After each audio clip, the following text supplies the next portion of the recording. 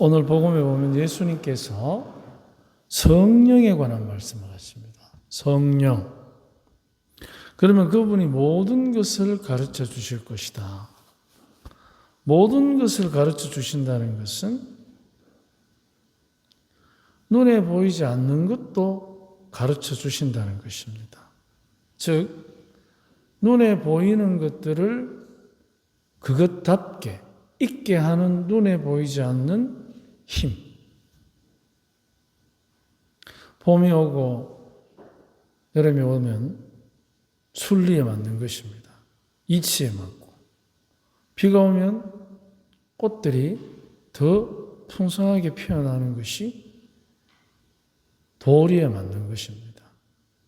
그래서 우리는 그거를 순리라고 합니다. 눈에 보이는 각자의 나름대로의 생명력이 드러나는 것. 그것에 의해서 눈에 보이는 것들은 화려할 수도 있고 초라할 수도 있겠지만 나름대로 각자가 가지고 있는 힘을 드러내는 것입니다. 그래서 우리는 그것을 아름답다고도 하고 신기하다고도 합니다. 그런데 겉으로 보이는 것이 제 모양, 제 꼴을 갖고 나름대로 살아가는 힘. 근데 그 힘은 사실은 눈에 안 보입니다. 살아가는 모양은 눈에 보이는데 그 모양대로 살아가도록 힘을 주는 그 힘, 생명의 힘은 눈에 안 보입니다. 우리 가정에서도 마찬가지 아닙니까? 우리 아이들은 큽니다. 그런데 키가 크는 것은 눈에 보이는데 또 학년이 올라갈수록 성질을 부리는 것은 눈에 보이는데 그 힘은 눈에 안 보입니다. 그렇지 않습니까? 그것을 내면의 힘이라고 합니다. 내면의 힘. 그래서 모든 것을 가르쳐 주신다는 것은 외면의 모양도 알게 해주고 그 외면의 모양을 더 아름답고 성숙되게 가꾸어가는 내면의 힘도 깨닫게 해주시는 것입니다. 그것을 봄이 오면 꽃이 피고 여름이 오면 녹색이 짙어지는 그런 것을 우리는 순리라고 한다면 그 여름과 봄과 가을과 겨울에 맞는 제 모양을 갖도록 하는 내면의 힘을 우리는 다른 말로 섭리라고 합니다. 섭리, 하느님의 섭리, 인간의 순리 그런 표현들을 씁니다.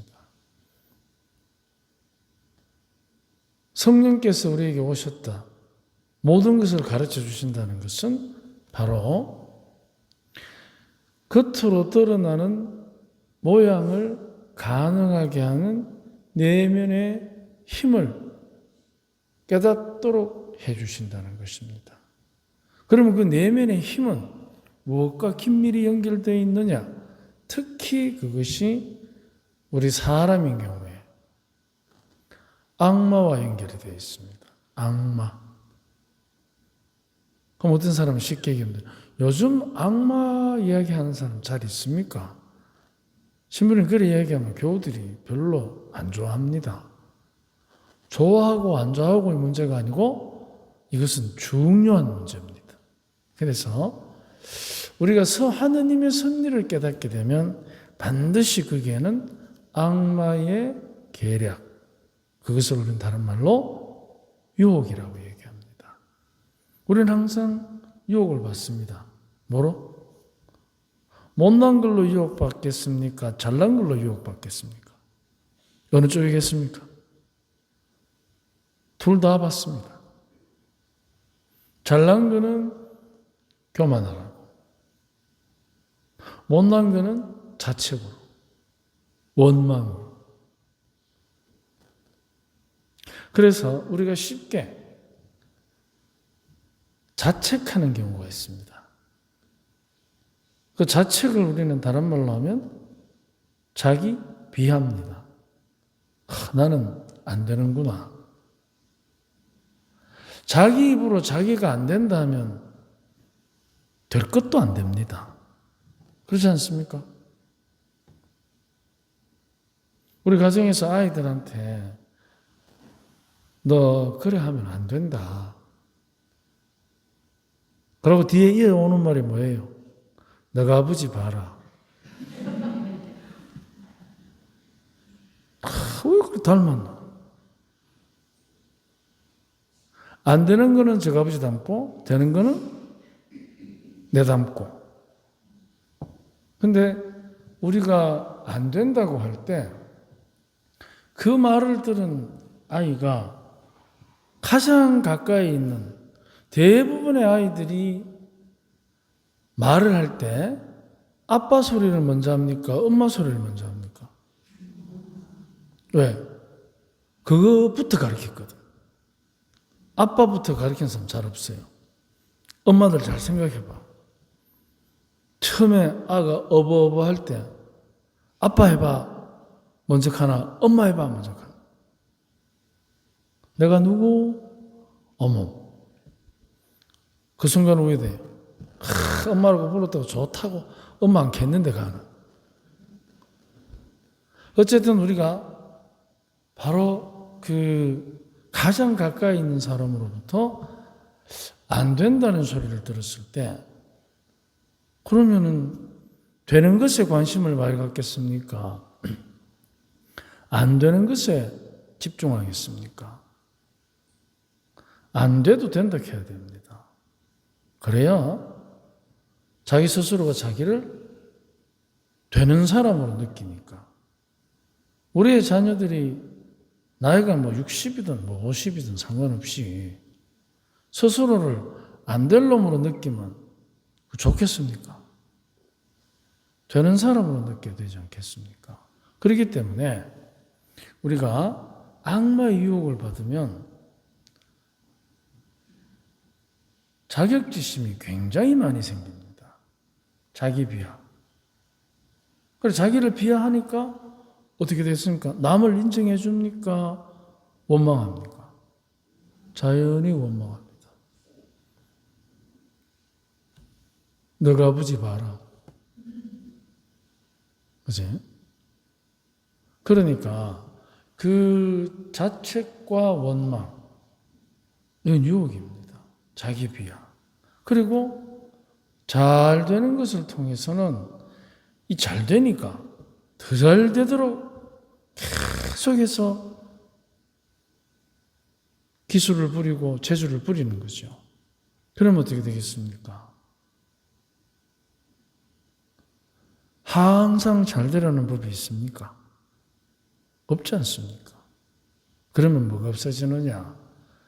위기를 준비하는 마음가짐이 없었습니다. 위기를 준비하는 마음을 대비태세라는 말도 쓰고 위기의식이라는 표현을 씁니다. 그것은 마치 대낮에 등불을 들고 다니는 것과 같습니다. 그렇지만 대낮이라도 등불을 들고 위기를 준비하는 사람하고 아무런 위기의식 없이 즐기는 대로 내가 원하는 대로 내가 바라는 대로 될 것이라는 착각을 하게 되면 결국은 대낮에 등불을 들고 다니는 바보 같은 그 사람이 이기게 됩니다. 그렇기 때문에 위기를 준비하는 위기의식, 또 안 되는 일이라도 되는 일이 되도록 하는 준비의식, 이런 것들이 우리에게는 굉장히 중요합니다.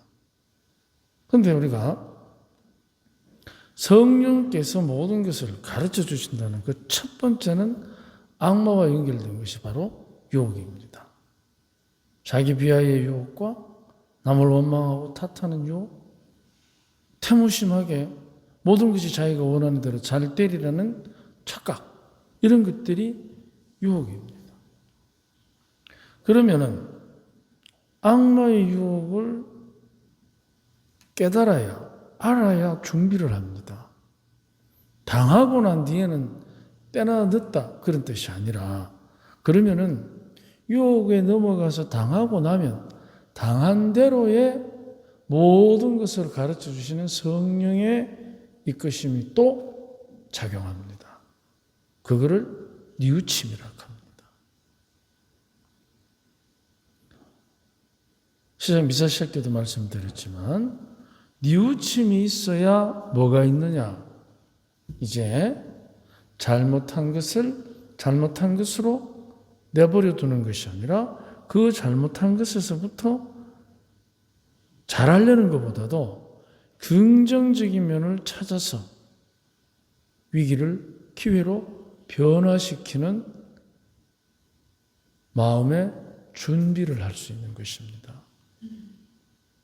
그래서 성령께서 모든 것을 가르쳐 주신다는 이 말씀의 의미는 눈에 보이든 보이지 않든, 잘하든 잘못하든, 언제나 어디서나 어떠한 환경에서나 그분께서는 우리에게 모든 것을 가르쳐 주신다는 것입니다. 그 모든 것에 여러 가지 의미를 담겠지만 첫 번째는 악마의 유혹입니다. 만약 우리가 유혹을 소홀히 다루면 거기에서 따라오는 부정적인 영향들 때문에 원망, 자책, 태무심한 거, 준비의식 없는 거, 위기의식 없는 거, 이런 것들로 인해서 우리는 자칫하면 사람과 사람 사이의 관계에서도 틀어지게 되고 하나님과 나의 관계에서도 멀어지게 되는 것입니다. 주님께서 우리에게 당신의 이름으로 주시는 성령, 바로 그분 안에서 우리가 정말 우리의 삶이 하느님의 자녀로서 준비하고 또 서로 유혹에 넘어가더라도 위기를 기회로 바꾸는 삶의 긍정적 힘을 우리가 청하면서 살아갈 때 하나님 자녀다운 행복의 문은 더 넓어질 것입니다. 오늘 하루 모든 것을 가르쳐 주시는 성령의 이끄심에 우리의 모든 것을 맡길 수 있으면 참 좋겠습니다. 아멘.